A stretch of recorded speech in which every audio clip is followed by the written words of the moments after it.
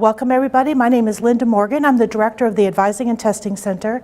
And what we're going to do this morning in preparation for you to take your placement test today is to give you a very brief overview of the Accuplacer testing process so that you become exposed to some sample test questions in reading, writing, and mathematics.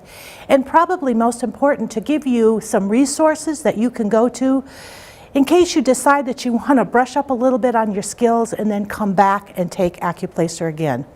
Accuplacer can be taken twice during any semester, so you do have an opportunity to test again, although unfortunately you do have to pay the $15 the second time. Okay, so we're ready to begin.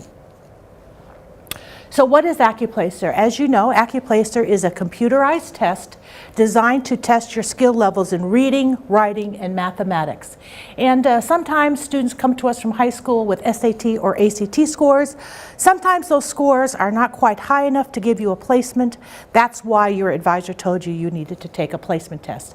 And then in some cases, the scores are too old. Like maybe you graduated from high school, 5 or 6 years ago. We can no longer use placement scores for mathematics because they have to be current, no older than a year. So the Accuplacer test is designed to show your strengths and weaknesses to make sure that we put you into the proper classes to maximize your chances of being successful. Okay, so as you know, Accuplacer is computerized. The nice thing about Accuplacer, it's not timed, so you can go at your own pace. You were told that you're not allowed to bring a calculator into the test for the math portion, which is true. However, you will have access to a calculator because when you get to the math test, there will be a calculator that will pop up on the screen. And you were also given some scratch paper in case you want to work out those math problems. All of the answers are multiple choice, and the important thing to remember in that regard is that once you choose an answer and you hit the submit button, there is no provision to go back and change your answer. So just be careful about that part. And when you finish your placement test today, when you go and check out, you will receive your placement results. Okay, next.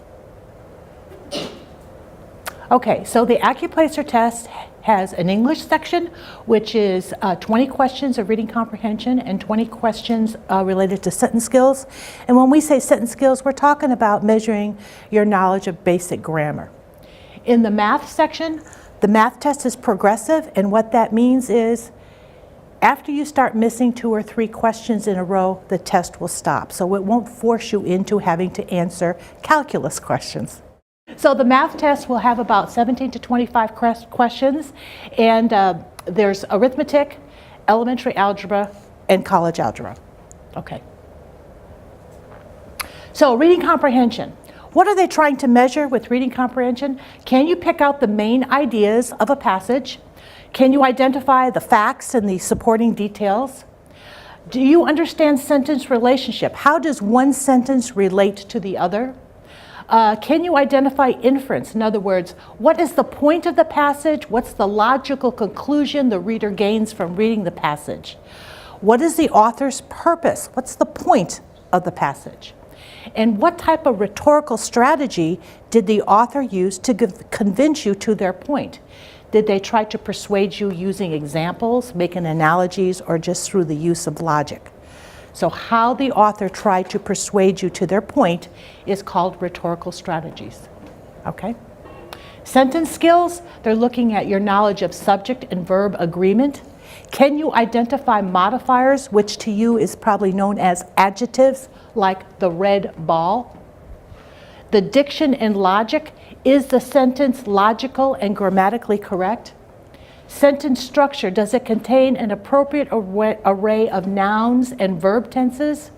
And sentence boundaries, are you reading a sentence that is run on with improper punctuation?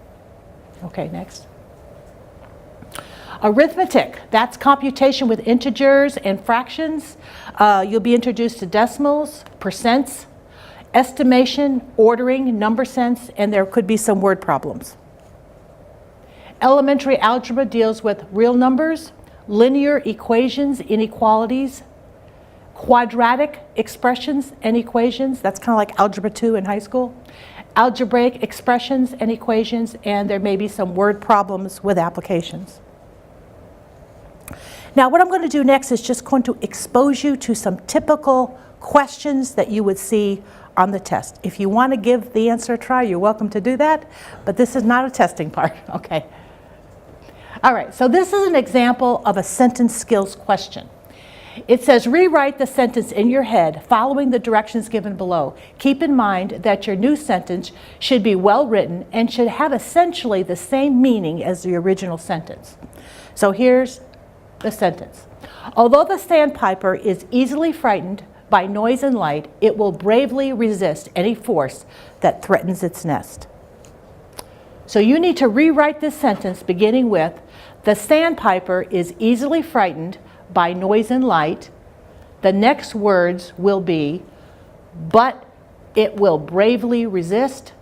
B, nevertheless bravely resisting. C, and it will bravely resist. D, even if bravely resisting. So in your mind, which one would you choose as the best way to finish that sentence? A was the correct answer, so good for you. Okay. Now we're going to look at a reading comprehension passage. Read the statement or passage and then choose the best answer to the question. Answer the question based on what is stated or implied in the statement or passage. So here's the passage you're reading.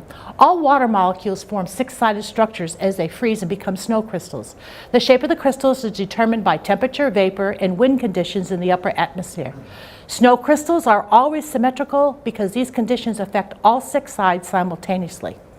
The purpose of the passage is to present a personal observation, B, a solution to a problem, C, actual information, or D, opposing scientific theories.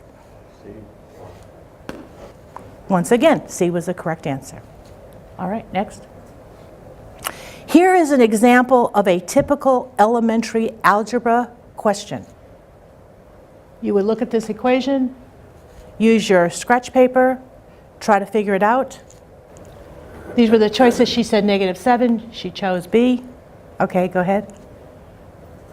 B was the correct answer. That was very fast, by the way. Good for you. She knows her math. She knows her math. Okay, here is an example of a college level math. The graph of which of the following equations is a straight line parallel to the graph of y equals 2x. And if you don't know the answer, you can just skip it. But eventually the test will understand that you're at a higher level, they're testing you at a level that you're just not ready for, and it will stop. It's really supposed to stop at that point. In that case, the correct answer was C. All right, websites that you can go to in order to improve your performance in English and math. This khanacademy.org is a website that now has a national reputation in terms of being an outstanding site for you to learn math skills. This website right here, English is for Everyone, is an excellent website in order for you to brush up on your grammar skills. So I highly recommend using these free websites to refresh your memory of math and English. At the end of the test today, you will see your score report displayed on the screen. But what you'll need to do is you'll need to scroll down once you see your score report, because you're looking for the print button. You'll hit the print button, and then you'll walk out to the front, and the person at the front will give you your score report, so you'll get it today right after you finish the test.